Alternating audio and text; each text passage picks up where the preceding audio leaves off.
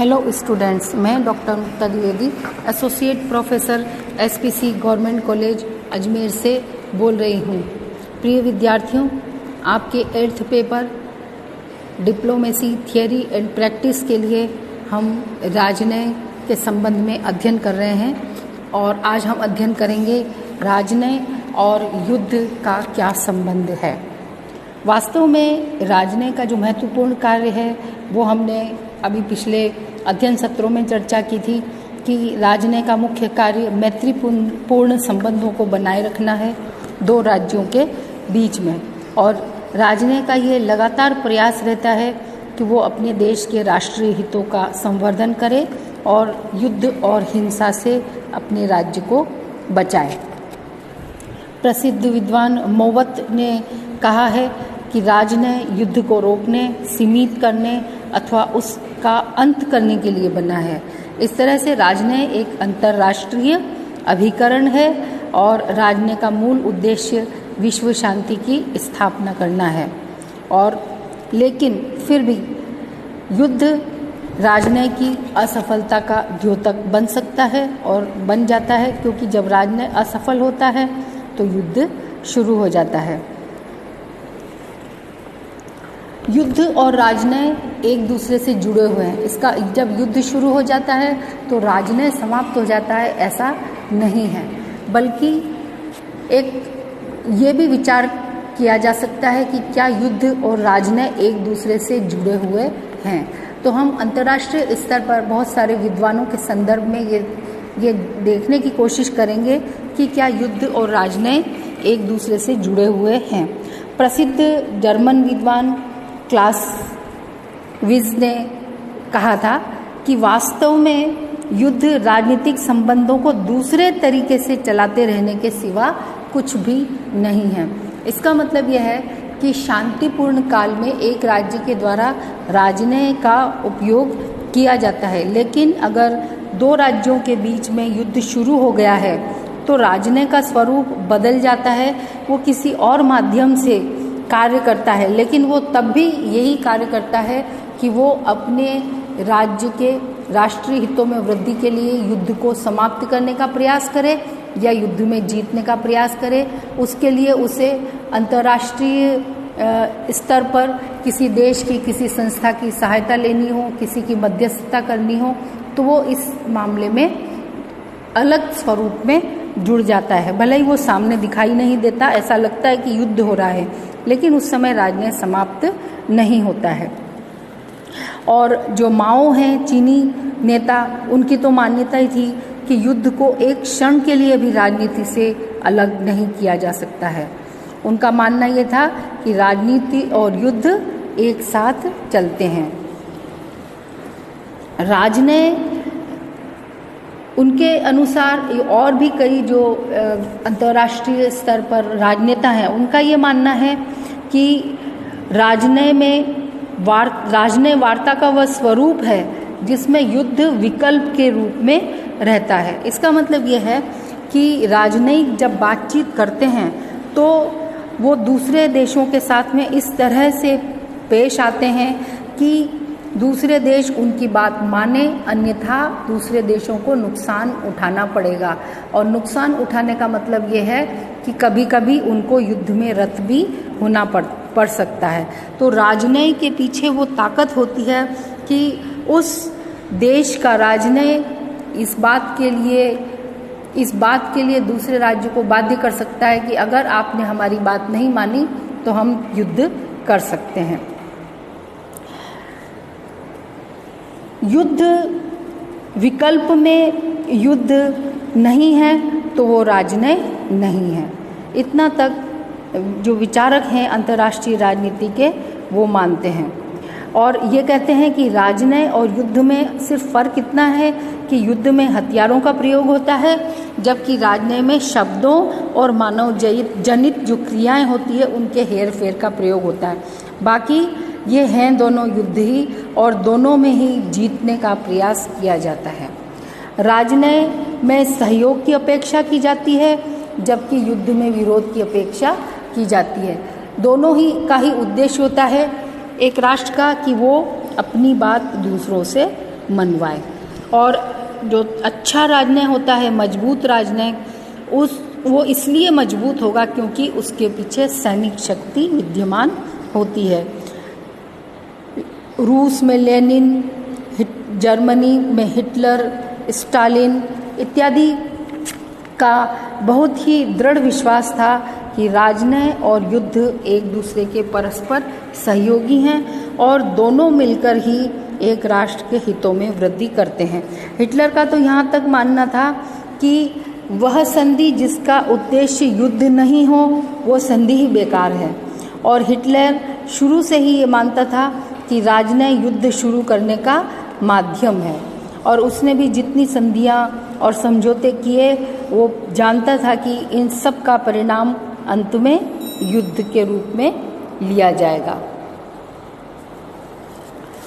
इस तरह से सैनिकवाद में राजनय को युद्ध का प्रधान शस्त्र माना जाता है, और आधुनिक युग में भी राज्य अपनी शक्ति को निरंतर बढ़ाने का प्रयास करते हैं और युद्ध की तैयारी करते हैं, और विदेश नीति की सफलता उतनी ही अच्छी मानी जाती है जितना कि कोई राष्ट्र अपने आप को अधिक से अधिक युद्ध के लिए तैयार कर लेता है और अपने राष्ट्रीय उद्देश्यों की प्राप्ति का प्रयास करता है, और अंतर्राष्ट्रीय स्तर पर दूसरे राज्यों को दिखाने की कोशिश करता है कि हम युद्ध के लिए कितने तैयार हैं और कभी भी युद्ध कर सकते हैं अगर हमारी बात नहीं मानी गई तो युद्ध राजनय का एक मूल साधन है। हालांकि इस मूल साधन का उपयोग राज्यों के द्वारा अंतिम विकल्प के रूप में किया जाता है।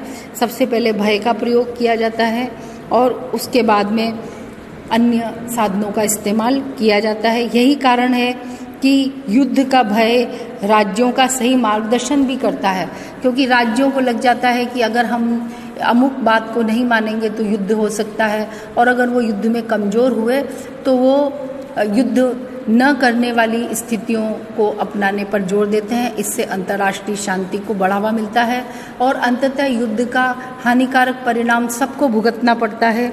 इसलिए वो राज्य भी जो युद्ध करने में अपने इस स्तर पर मजबूत हैं वो भी कई बार राजनय में संधि इत्यादि साधनों का प्रयोग करते हैं। कई बार गृह क्षेत्र में शांति लाने के लिए भी युद्ध का डर दिखाया जाता है। जैसे पाकिस्तान हमेशा भारत के साथ युद्ध का भय दिखाकर आंतरिक राजनीति में फ़ायदा उठाने की कोशिश करता है। पाकिस्तानी सरकार हमेशा ऐसी कोशिश करती है कि वो पाकिस्तानी जनता को इस बात के लिए कन्विंस करे कि उसके सामने हमेशा भारत के साथ युद्ध का भय है, इसलिए उसे अमुक सरकार को वोट देना चाहिए। और इस तरह से राजनय का प्रयोग आंतरिक शांति स्थापित करने के लिए भी किया जाता है। लॉर्ड वेंसीशर्ट हैं, उन्होंने कहा कि राजनय का उद्देश्य राज्यों में शांतिपूर्ण संबंध बनाए रखना भी होता है। यानी एक पक्ष हमने पढ़ा कि जहाँ राजनय का लक्ष्य होता है युद्ध करना, और अंतर्राष्ट्रीय राजनीतिक चिंतकों में से कुछ का मत है कि राजनय का लक्ष्य होता है शांतिपूर्ण संबंध बनाए रखना, और अगर शांतिपूर्ण संबंध खत्म हो जाते हैं और युद्ध प्रारंभ हो जाता है तो राजदूत अपना सामान बांधकर चल देते हैं। वहीं मार्गेंथो जैसे अंतर्राष्ट्रीय राजनीति के विचारक कहते हैं कि जिस राजनय का अंत युद्ध में होता है वो राजनय अपने प्राथमिक उद्देश्य में असफल हो जाता है, क्योंकि प्राथमिक उद्देश्य तो है शांतिपूर्वक साधनों का इस्तेमाल करके राष्ट्रीय हितों की बढ़ोतरी करना। तो इस तरह से युद्ध और राजनय के संबंध में अंतर्राष्ट्रीय राजनीति के विचारकों में जो विचारक हैं वो कुछ युद्धों का साथ राजनय का एक दूसरे के साथ में चोली दामन का साथ इसकी विवेचना करते हैं। कुछ कहते हैं कि राजनय और शांतिपूर्ण साधन एक साथ चलते हैं। इस तरह की विचारधारा ली जाती है। क्विंसी राइट के अनुसार एक अन्य पक्ष और है कि जब दो राज्यों के बीच में झगड़ा होता है तो झगड़े के समय दोनों पक्षों के मध्य राजनय यानी बातचीत का मार्ग टूट जाता है, लेकिन फिर भी युद्ध काल में राजनय निष्क्रिय नहीं होता है। वास्तव में युद्ध काल में राजनय और भी ज़्यादा क्रियाशील हो जाता है और जब उस देश के साथ राजनयिक संबंध टूट जाते हैं तो बातचीत के लिए मध्यस्थता का रास्ता अपनाया जाता है ताकि वो देश की सुरक्षा कर सकें, अपनी सैनिक गतिविधियों को चला सकें। तो इसके लिए वो ऐसे तटस्थ राष्ट्रों की खोज करते हैं जहाँ पर जाकर वो उन लोगों से या अपने जिनके साथ झगड़ा चल रहा है जिन राष्ट्रों के साथ में, उनके साथ में बातचीत कर सकें। तो ये भी एक तरह से राजनय ही कहलाएगा, हालांकि वो प्रत्यक्ष रूप से न होकर किसी दूसरे राष्ट्र के माध्यम से होता है। और इस तरह की मध्यस्थता के द्वारा दो युद्धरत राष्ट्रों के बीच में कई बार संधि करवाई जाती है।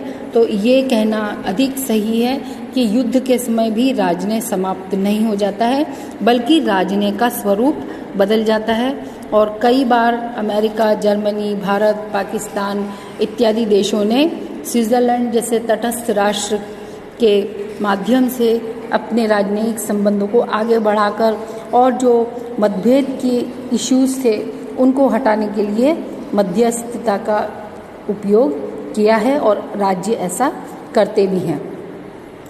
और अगर राजनय दो राज्यों के बीच में अगर प्रत्यक्ष संबंध टूट जाते हैं तो ये ठीक है कि राजनय थोड़ा सा असफल कह सकते हैं कि राजनय असफल हो गया है। फिर भी राजनय के माध्यम से, अन्य किसी माध्यम से, प्रचार के माध्यम से और दूसरे राज्यों को, देशों को प्रभावित करने के लिए अपनी कोशिश को जारी रखते हैं। इसलिए हम कह सकते हैं कि क्विंसी राइट का ये कथन बिल्कुल सही है कि राजनय न केवल युद्ध का पूरक है बल्कि आवश्यकता पड़ने पर उसकी एवज में एक प्रयोग का शस्त्र भी है। राजनय को एक शस्त्र के रूप में प्रयोग में लिया जाता है। वर्तमान समय में शायद ही ऐसा कोई साल बीता हो जब दो राज्यों के बीच में विश्व में कहीं युद्ध न हुआ हो, लेकिन ये राजनय का ही परिणाम है कि आज तक कोई भी विश्व युद्ध नहीं हुआ है और युद्ध की विभीषिका से हमारा सामना नहीं हुआ है। तो इसका श्रेय हम विभिन्न देशों के राजनय को ही देंगे कि उसके कारण से किसी न किसी वजह से युद्ध से बचा जा सका है। वरना बर्लिन का मसला और क्यूबा जैसे उदाहरण हैं जब अमेरिका और रूस की सेनाएं आमने सामने थी और कभी भी विश्व युद्ध भड़क सकता था। शीत युद्ध काल में भी कई बार ऐसी घटनाएं हुई और ऐसा लगा कि तृतीय विश्व युद्ध की शुरुआत हो जाएगी, लेकिन फिर राजनय के कारण इस तरह की युद्ध की विभीषिका से बचा गया, युद्ध को रोका गया, शांति को बढ़ावा दिया गया। इसलिए युद्ध और राजनय हालांकि एक दूसरे के साथ में बहुत अधिक संबंधित हैं, न बल्कि वर्तमान समय में तो राजदूतों और सैनिकों को एक साथ प्रशिक्षण भी दिया जाता है। संयुक्त राज्य अमेरिका में वॉशिंगटन में राष्ट्रीय युद्ध महाविद्यालय है, नेशनल वॉर कॉलेज। वहाँ पे तो राजदूतों और सैनिक अधिकारियों को एक साथ प्रशिक्षण दिया जाता है और ये माना जाता है कि सैनिक अधिकारी भी कई बार दूसरे देशों के साथ में संधि वार्ताएं और शांति वार्ताएं करेंगे, इसलिए उनको भी उसी प्रकार की ट्रेनिंग दी जानी चाहिए। एक सैनिक को भी राजदूत की ट्रेनिंग दी जानी चाहिए और एक राजदूत को भी सैनिक के मामलों में जानकार बनाना चाहिए। और एक कथन मैथ्यू रिजवे ने कहा था, जनरल मैथ्यू रिजवे ने, कि एक सिपाही राजनेता का कनिष्ठ जोड़ीदार है। यानी सिपाही और पॉलिटिशियन या राजनयिक एक साथ चलते हैं और एक साथ अपने देश के हितों के लिए युक्तियां बनाते हैं। और कई बार तो सैनिक अधिकारी की नियुक्ति राजदूतों के रूप में की जाती है ताकि वो राजनयिक वार्ताएं करें। और इसमें महत्वपूर्ण उदाहरण हैं Eisenhower, MacArthur, Marshall, Thimayya, India में अर्जुन सिंह। ऐसी ही नियुक्तियां थी जो सैनिक थे और जिनको राजनयिक के रूप में भी इस्तेमाल किया गया। और राष्ट्रपति कैनेडी जो अमेरिका के राष्ट्रपति थे, उन्होंने कहा था राजनय और प्रतिरक्षा एक दूसरे के स्थान पे नहीं है बल्कि एक दूसरे से जुड़े हुए हैं। हमें यह नहीं भूलना चाहिए कि राजनय ही है जो युद्ध के लिए भूमिका तैयार करता है और युद्ध विजय में सहायक होता है और युद्ध विराम की वार्ता करता है, युद्ध से अधिक लाभ प्राप्त करने का प्रयास करता है और युद्ध हारने की स्थिति में युद्ध से कम हानि हो ऐसा प्रयास करता है। तो इसलिए निष्कर्ष रूप में हम कह सकते हैं कि राजनय, युद्ध दोनों एक दूसरे के संपूरक हैं, एक दूसरे पर निर्भर हैं। Keep learning, keep growing. अगली क्लास में हम पढ़ेंगे राजनय के कार्य।